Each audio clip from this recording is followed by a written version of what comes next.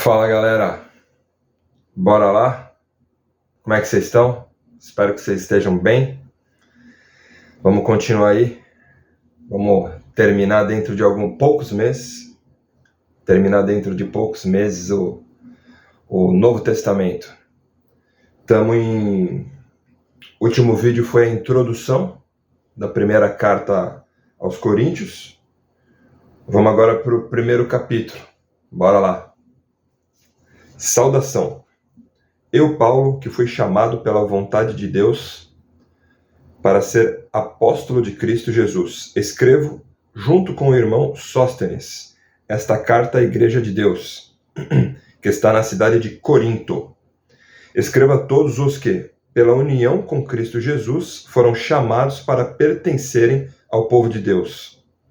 Esta carta é também para aqueles que em todos os lugares adoram o nosso Senhor Jesus Cristo, Senhor deles e nosso. Que a graça e a paz de Deus, o nosso Pai, e do Senhor Jesus Cristo estejam com vocês. Bênçãos por meio de Cristo. Eu sempre agradeço ao meu Deus por causa da graça que Ele tem dado a vocês, por meio de Cristo Jesus. Por estarem unidos com Cristo Jesus, vocês foram enriquecidos em tudo. Por estarem unidos com Cristo Jesus, vocês foram enriquecidos em tudo, tanto no dom de anunciar o Evangelho, como no dom da sabedoria espiritual. A mensagem a respeito de Cristo está tão firme em vocês, que vocês não têm deixado de receber nenhum dom espiritual, enquanto esperam a vinda do nosso Senhor Jesus Cristo. Cristo vai conservá-los firmes até o fim, para que no dia da volta do nosso Senhor Jesus Cristo, vocês não tenham culpa de nada. Deus é fiel e chamou vocês para que vivam em união com o seu Filho Jesus Cristo, o nosso Senhor. Divisões na Igreja de Corinto. Irmãos, peço pela autoridade do nosso Senhor Jesus Cristo que vocês estejam de acordo no que dizem e não haja divisões entre vocês. Sejam completamente unidos num só pensamento e numa só intenção. Pois, meus irmãos, algumas pessoas da família de Cloé me contaram que há brigas entre vocês. O que eu quero dizer é isto: cada um de vocês diz uma coisa diferente. Um diz, eu sou de Paulo, outro, eu sou de Apolo, outro, eu sou de Pedro, e ainda outro, eu sou de Cristo. Por acaso Cristo foi dividido em várias partes? Será que Paulo morreu crucificado em favor de vocês? Ou será que vocês foram batizados em nome de Paulo? Graças a Deus que eu não batizei nenhum de vocês, a não ser Crispo e Gaio. Assim ninguém pode dizer que vocês foram batizados em meu nome. Ah, sim, batizei também Estéfanas e a família dele. Mas não lembro de ter batizado mais ninguém. Pois Cristo não me enviou para batizar, mas para anunciar o Evangelho e anunciá-lo sem usar a linguagem da sabedoria humana, para não tirar o poder da morte de Cristo na cruz. Cristo, o poder e a sabedoria de Deus. De fato, a mensagem da morte de Cristo na cruz é loucura para os que estão A mensagem da morte de Cristo na cruz é loucura para os que estão se perdendo. Mas para nós que estamos sendo salvos, é o poder de Deus. Pois as Escrituras Sagradas dizem, destruirei a sabedoria dos sábios e acabarei com o conhecimento dos instruídos. Então, o que poderão dizer os sábios e os instruídos? O que vão dizer os grandes oradores deste mundo? Deus tem mostrado que a sabedoria deste mundo é loucura, pois Deus, na sua sabedoria, não deixou que os seres humanos o conhecessem por meio da sabedoria deles. Pelo contrário, resolveu salvar aqueles que creem e fez isso por meio da mensagem que anunciamos, a qual é chamada de louca. Os judeus pedem milagres como prova, e os não-judeus procuram a sabedoria. Mas nós anunciamos o Cristo crucificado, uma mensagem que para os judeus é ofensa e para os não-judeus é loucura. Mas para aqueles que Deus tem chamado, Mas para aqueles que Deus tem chamado, tanto judeus como não judeus, Cristo é o poder de Deus e a sabedoria de Deus. Pois aquilo que parece ser loucura de Deus, pois aquilo que parece ser a loucura de Deus é mais sábio do que a sabedoria humana. E aquilo que parece ser a fraqueza de Deus é mais forte do que a força humana. Agora, meus irmãos, lembrem do que vocês eram quando Deus os chamou. Do ponto de vista humano, poucos de vocês eram sábios ou poderosos ou de famílias importantes. Para envergonhar os sábios, Deus escolheu aquilo que o mundo acha que é loucura. E para envergonhar os poderosos, ele escolheu o que o mundo acha fraco. Para destruir o que o mundo pensa que é importante, Deus escolheu aquilo que o mundo despreza. Acha humilde e diz que não tem valor. Isso quer dizer que ninguém pode ficar orgulhoso, pois sabe que está sendo visto por Deus. Porém, Deus uniu vocês com Cristo Jesus e fez com que Cristo seja a nossa sabedoria. E é por meio de Cristo que somos aceitos por Deus. E é por meio de Cristo que somos aceitos por Deus. Nos tornamos o povo de Deus e somos salvos. Portanto, como as Escrituras Sagradas dizem, quem quiser se orgulhar, que se orgulhe daquilo que o Senhor faz. Terminamos primeira carta a Coríntios, capítulo 1.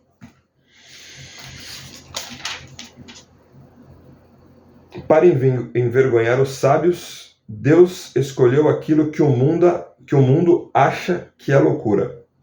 Para envergonhar os sábios, Deus escolheu aquilo que o mundo acha que é loucura. E para envergonhar os poderosos, ele escolheu o que o mundo acha fraco. Para destruir o que o mundo pensa que é importante, Deus escolheu aquilo que o mundo despreza, acha humilde e diz que não tem valor. É forte demais, né? Há milênios o ser humano tenta explicar Deus. Meu amigo, meu grande amigo, amigão meu, lá de Santa Catarina, acabou de mandar um vídeo do filósofo Clóvis de Barros, ou Pondé, Luiz Felipe Pondé, acho que era o Pondé, com aquele pastor Caio Fábio, e ele estava fazendo uma analogia ali, comparando o evangelho com física quântica, com o que quanto mais os ateus tentam provar, e curiosamente a coincidência, né? A coincidência do meu amigo, esse meu amigo que hoje se considera ateu, mas que é um estudioso, ter me mandado esse vídeo, né, do pastor Caio Fábio falando sobre física quântica, justamente no dia que eu tirei, na manhã que eu tirei para ler antes do meu trabalho, ler aqui, primeira carta aos Coríntios, capítulo 1, o poder e a sabedoria de Deus, né? Cristo, o poder e a sabedoria de Deus. É difícil não, é impossível. É impossível. Então, há milênios tentando provar, comprovar, só que certas coisas eu fui provado, porque eu vivi a experiência. A minha esposa foi provada, porque a minha esposa ela teve uma experiência com o Espírito Santo visual. Ela viu algo. E depois, se chorar, veio para mim e me testemunhou. E ela não estava sob efeito, nenhum efeito de remédios, ela não estava sob efeito de alguma droga ou substância ilícita. Ela é uma pessoa lúcida, saudável, ela veio, a gente estava visitando um apartamento, a gente estava visitando um apartamento que a gente ia morar, lá em Santa Catarina, e ela veio correndo para mim, chorando. Eu vi Jesus, a minha esposa viu Jesus. E eu não vi Jesus, mas eu vi um mês antes, no dia que eu engravidei a minha esposa, algo sobrenatural aconteceu. No dia que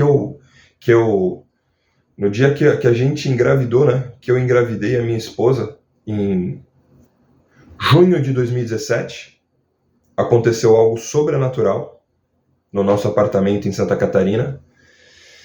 E aquele dia a gente também não estava se divertindo, casal se divertindo. A gente não estava sob efeito de nenhuma substância. A gente já era crente, a gente não mais vivia alcoolizado, muito menos sob efeito de maconha ou algum outro tipo de cigarro ou droga. A gente estava bem lúcido. E naquele dia ali, do nada, houve uma visitação no meu quarto e o meu armário resplandeceu. Você pode falar que eu tô louco, você pode falar que eu tô viajando, você pode falar que eu tava emocionado. Você, ateu, cético, pode falar o que for, cara. Eu sei o que eu presenciei. Eu não sei explicar o que era, mas aquilo foi sobrenatural. O meu armário resplandeceu. A minha esposa viu que eu tava assim. Minha esposa viu que eu tava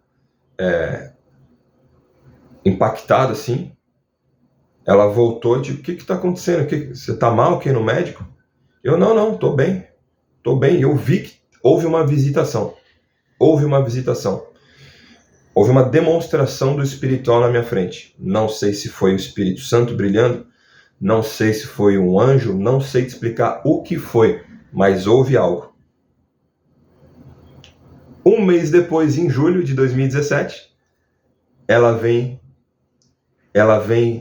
com sacola, 2 exames de gravidez, e ela estava grávida. Fizemos os exames de sangue na segunda-feira, depois desse final de semana, né? Fizemos as contas e exatamente aquele dia que eu vi algo sobrenatural no meu quarto, foi o dia ali que a Gabriela veio. A Gabriela, nossa filha, veio para dentro da Gisele, né? O Espírito veio. E, curiosamente, naquela mesma temporada, um pouco antes desse nosso ato em que a nossa filha veio, a minha esposa sonhou com varal, um bebezinho vindo, e anjinhos pequenos trazendo para dentro do nosso quarto. Ela sonhou. Vai entender as coisas sobrenaturais de Deus. Vai entender as loucuras de Deus, né? É isso aí, pessoal. Estamos em 12 minutos já. Bora pro capítulo 2. Deus abençoe vocês aí.